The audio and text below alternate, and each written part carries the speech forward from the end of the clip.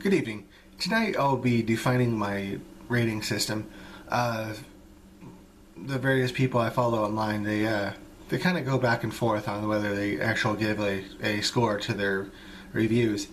I respect the people who don't. There are various arguments on the people who don't leave a score review.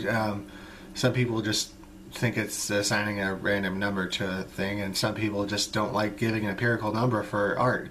And although I do respect it, I want to categorize everything I review into a six-tier rating system. A common review score is a 1 through 10, or a 1 through 5, but I'll be reviewing things from 0 to 5. A 0 is something that has absolutely no positive attributes. I don't plan on having a whole lot of reviews that have a 0 on them, mainly because to have a 0 score, you have absolutely nothing worth talking about.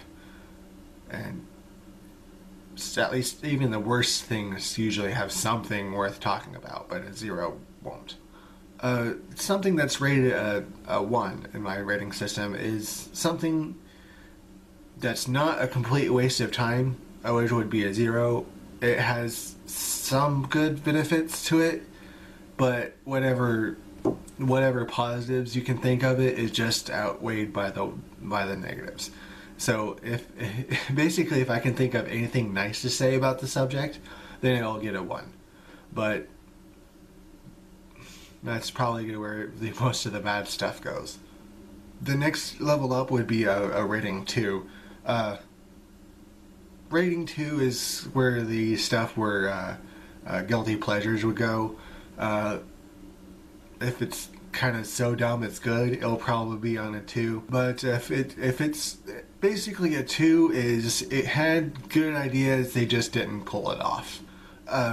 A tier 3 item would be something that's just existing. It's the average. It's someone in a marketing department, or someone somewhere had a checklist to make, and they had to check off that list. So they made this because it needed to be made.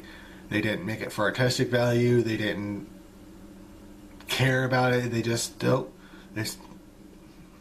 next year came around, so I guess it's kind of like I haven't played Call of Duty in years, but my roommate he always buys the next Call of Duty, and when I watch him play, it's like, well, that kind of looks like a 3 to me. A grade of 4 is something that's a great experience, something definitely worth checking out. It's kind of the 1. The 4 is pretty much the good version of the 1 on my list.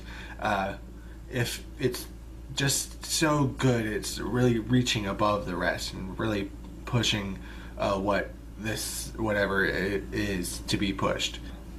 And although a 4 is definitely top notch, it's definitely not perfect. If I can find something to complain about this subject, I'll probably give it a 4. A level 5 is what I would consider perfect, and I understand that nothing's truly perfect, so anything I rate a 5 would be close enough to count. As in, any flaws I find in the item is just completely overshadowed by anything that's good by the item. And just like a rated 0, I don't plan on having a whole lot of rated 5s. And I do realize that all of these scores are purely suggestive and probably meant on a whim as I'm writing the review of the item. Recognize that these scores are purely suggestive and nowhere near a scientific approach to this. But I just wanted to have a quick breakdown of what my scores actually mean. And I did leave all these scores as intentionally vague as possible. Yeah, I think that's it for tonight. I just wanted a quick definition of what I mean by a 2 or a 5 or a 4 or whatever. This is part of my thoughts series. It's basically fan theories. I'll upload every 4th Saturday of the month. If you have any thoughts, questions, suggestions, Appreciated. Like, favorite, subscribe, all that good stuff, and have a good night.